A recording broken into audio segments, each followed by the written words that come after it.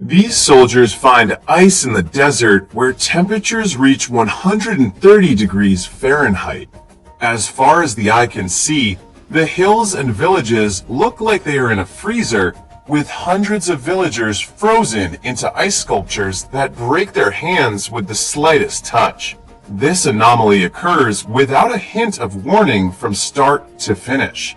At the beginning of the movie, a series of catastrophic events on a worldwide scale takes place. Rising global temperatures, altered ocean currents, and the loss of polar ice are just a few of the effects of climate change. In the year 2019, numerous people are being affected by unusually severe weather, which results in the wiping out of entire cities and fatal casualties. The East River eats away the majority of Lower Manhattan. In just one day, a heat wave kills almost 2 million people in Madrid. Cities and countries all across the world disappear in an instant. Ultimately, it becomes clear that no single nation has the resources to handle this problem on a global scale. As a result, governments worldwide collaborate to find a solution. Scientists from 17 countries, led by the US and China, worked day and night to make Dutch Boy, a climate-controlling system using thousands of satellites to keep the world's climate stable. Preventative controls are to be sent from these satellites to various locations across the world. In space, scientists will keep an eye on this operation. After the successful launch, the atmosphere across the world changes immediately. Meanwhile, Chief Architect Jake Lawson arrives in Washington, D.C. The guard on duty greets him with amazement on his face.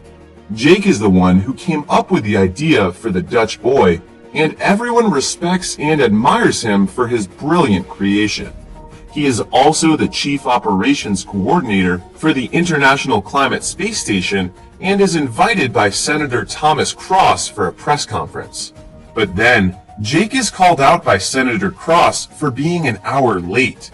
Jake's decision to launch Dutch Boy without first receiving the senator's approval has particularly engaged him and the rest of the officials. The US government plans to take full control of the Dutch Boy project, even though it is a program that is strongly supported by different countries. Jake does not think that anyone should have exclusive rights to the Dutch Boy, and he warns the senator of making a false claim about owning his invention. He also talks about how over 600 scientists and engineers from various countries work together to create the Dutch Boy in the space station. Instead of taking the offer and making a strong case for his side, Jake argues with the senators and tries to convince them to reconsider his proposal. Max, Jake's brother, tries to silence him but fails. Max already knows the officials' plan to fire Jake, and he breaks the bad news to his brother after the meeting. 3 years later, a group of soldiers is making their way through the scorching desert of Afghanistan when they come across a village coated in ice and snow. Then, US officers extend their investigation to cover the entire village. They conclude that most of the people in the village are already dead. Meanwhile, Max, now an assistant secretary of state, runs into Sarah Wilson, his fiancée, who is currently working as a Secret Service agent for the United States. But he suddenly has to leave Sarah and head to the White House for a top-secret meeting ordered by the President of the United States. One of the thermospheric satellites is experiencing a malfunction in Afghanistan, and the situation there is being reported promptly to the United States government. After learning of the happenings, President Andrew Palma holds a meeting of his cabinet. As per DECOM, the U.S. Secretary of State, several senators proposed temporarily shutting off the satellites in Central Asia to investigate the Afghan satellite's malfunction. However, as to the nation that takes part in building the Dutch Boy and depends on its excellent performance, reporting the incident to them will lead to a serious global issue. So, they are discussing how to conceal the incident from the general public because the election is coming soon. But this infuriates Max, who genuinely worries about others. He points out that 300 people in the village died due to the alleged malfunction. To remedy the situation, Max suggests dispatching a single individual to the International Climate Space Station to do a system check and investigate the error that occurred. Jake is the only person who is beyond knowledgeable of the capability of the Dutch boy. Max is also asked to appoint his brother because he is the only one who knows the Dutch boy inside and out. Though with some doubts about the plan, Max nonetheless rushes off to see Jake. On the other hand, experts and astronauts aboard the International Space Station will have to replace the faulty Afghan satellite and determine what went wrong. In order to ensure the satellite is functioning properly, engineer Mahmoud Habib, an Indian astronaut, has been assigned to run a full diagnosis of the faulty Afghan satellite. However, he appears to be working on the orders of an unknown individual as he secretly stores satellite data on a hard drive and hides it in a pile of documents. Mahmoud walks straight to the locker room to keep the documents and the hard drive. After that, he walks into an airlock pathway. Suddenly, it malfunctions and gets trapped inside. The glass shatters and debris are being launched into space, including Mahmoud. The scene changes to Max, who has just arrived to Jake's house and sees his niece Hannah doing some engineering work. Jake pops out of his door to find Hannah, but to his surprise, he sees his long-lost brother. Hannah leaves Jake and Max alone and goes inside the house. Even after being laid off, Jake's passion for engineering remains strong. Max informs him that the Dutch boy is malfunctioning, but Jake is certain that this is impossible because his invention is without fault. Max mentions the incident in Afghanistan and the airlock incident in the space station where they lost engineer Mahmoud. Jake refuses to show that he is still concerned about the Dutch boy, but at last, he agrees to go back to the space station to investigate the source of the problem. We now see the Hong Kong headquarters of the Climate Council in China. Dutch boy program supervisor Cheng Long is busy checking for the Afghanistan satellite replacement in his office. Heat index values are going through the roof. Because of this, Cheng decides to stop at the local grocery and stock up on water and eggs. As he walks back to his car, he drops the tray of eggs and notices they start frying on the ground. Suddenly, there is a rumbling sound and the gas mains begin to break and explode beneath the ground. After several pipelines have blown, triggering an earthquake that levels a large section of the city, Cheng successfully makes a rush across the city. He and the other people make it to the middle of a bridge where it is cooler and look down at the ruins of their city. Meanwhile, Jake feels sad about leaving his daughter. Hannah tells a heartfelt goodbye to her father and moves in with her mother. After a 3-year break, Jake is finally returning to the International Space Station to diagnose the Dutch boy. Upon his arrival, Jake expresses his amazement when the current chief scientist and station commander, Ute Fassbinder, greets and presents him to the rest of the crew. Jake's team consists of Enai Adiza, Duncan Taylor, Al Hernandez, and Ray Doucette. They are shocked by the presence of Jake. At this moment, Cheng calls Max to tell him that he has been locked out of the Dutch boy database in Hong Kong. He is convinced that they are being prevented from learning the real reason why the temperature has been increasing for no apparent reason. They know their database has been breached when even Max is also unable to log in. After that, Cheng explains that the geostorm will form on Earth if the Dutch boy suffers a total system failure, and that will destroy all life on Earth in an instant. Right after the phone call, some armed men break into Cheng's office, but luckily he hides in time. His laptop is stolen, along with all the data he has on the Dutch boy's technical problem. Back in the space station, Jake is discussing with his team the type of satellite that malfunctions in Afghanistan. Instantly, Duncan identifies it as Rock and Roller, or the SR-22, as his favorite satellite. It uses sonic waves to slow down the movement of molecules, which has a cooling effect. Jake gives the order to scan all satellites of that type in an attempt to find the virus that compromises the system. The following morning, Max approaches Dana, a security expert, to see what is wrong with the database. She quickly learns that someone has broken into the system and erased weather data. Meanwhile, Jake orders his team to inspect the interior of Hong Kong's satellite, but the robot arm holding it goes insane and nearly kills everyone before collapsing. In the security footage of the incident that killed MacMound, Jake notices a panel is jamming a hard drive. Jake and Ute try to get it back, risking almost certain death because someone sabotaged Jake's spacesuit and it suddenly goes wild while they are outside. After his spacesuit fails, he almost falls into space, but he manages to grab onto a metal beam.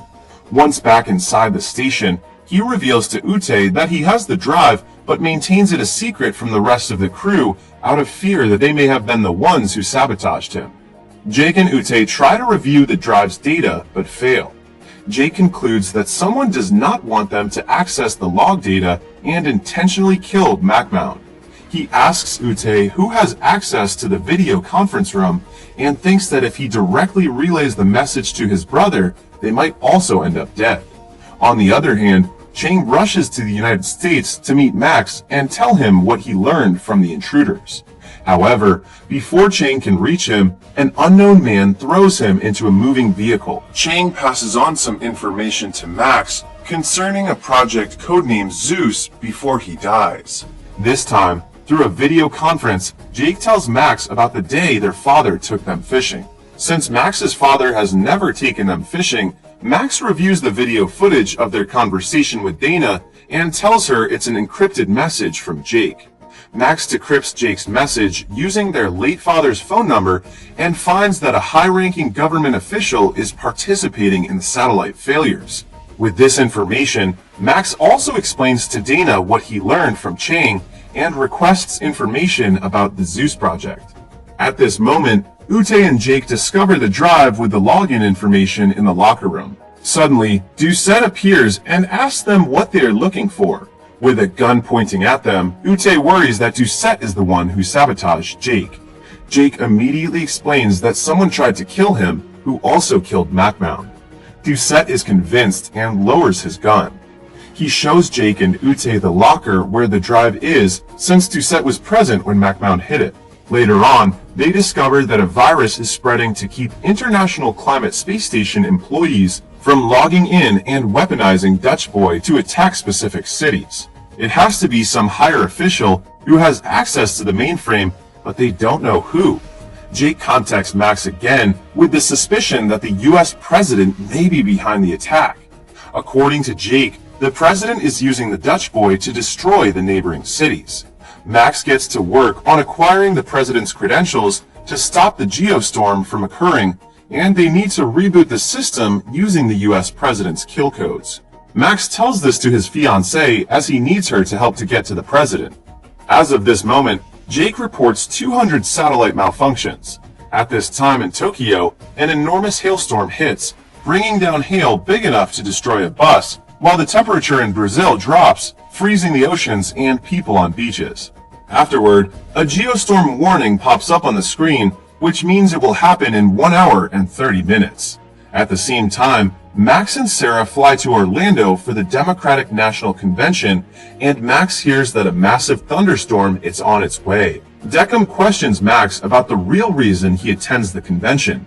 Instead of replying to his question, Max asks him for help, revealing that he suspects that President Palma has something to do with the system's failure. This time, the space station is about to begin a self-destruction process. Jake and his team initially code this protocol so that the space station will be destroyed if it ever crashes into Earth. The scientists have no choice but to abandon the station and make the risky journey home. After discovering that his teammate Duncan planted the virus in the Dutch Boy system, Jake fights him and sends him into space via a shattered window. On the other hand, Deckham, who turns out to be the traitor, tries to shoot Max. Luckily, Max manages to get away from him and makes a quick escape through the back door. He quickly tells Sarah that Deckham plans to kidnap the president. Deckham wants to kill the president and then take over the presidency. Sarah asks Max if she still needs to steal the kill codes from the president. Max says that the president is the kill code because his biometrics, retina scans, and fingerprints are already stored in him. If he dies, the geostorm will persist. Sarah distracts the other Secret Service personnel so that she can take the president without being discovered. To ensure the safety of him, Sarah provokes a gunfight, prompting the guards to escape the president from the area. Following this, she knocks out one of them and leads the president and Max to a waiting car. While being chased by Deckham's men, Sarah and Max explain everything to the president in the car. Sarah is driving through the city, trying to escape Rico, Deckham's bodyguard, and the rest of his goons. Right then, they hide under a bridge. Sarah then gives chase and eventually manages to push Rico into the path of the storms, where a lightning bolt strikes his car and kills him. In the space station, after Max successfully obtains the president's credentials, the whole crew boards a shuttle to return to Earth, except for Jake and Ute. With Max, Sarah, and the president on the move, Deckham orders one of his men to fire an RPG at them. However, they are not in the vehicle when it explodes. After knocking out the goon, Max and Sarah arrest Deckham until the police arrive. Asked why he did all this, Deckham explains that he intends to use Dutch Boy to cause a natural disaster that will put the United States on top of the globe with himself as the president. Before Deckham is taken into custody, Max punches him in the face. As the virus begins to take full control of the station, the safety mechanisms begin to activate. The satellites then go wild, unleashing a tsunami on Dubai and inflicting widespread destruction.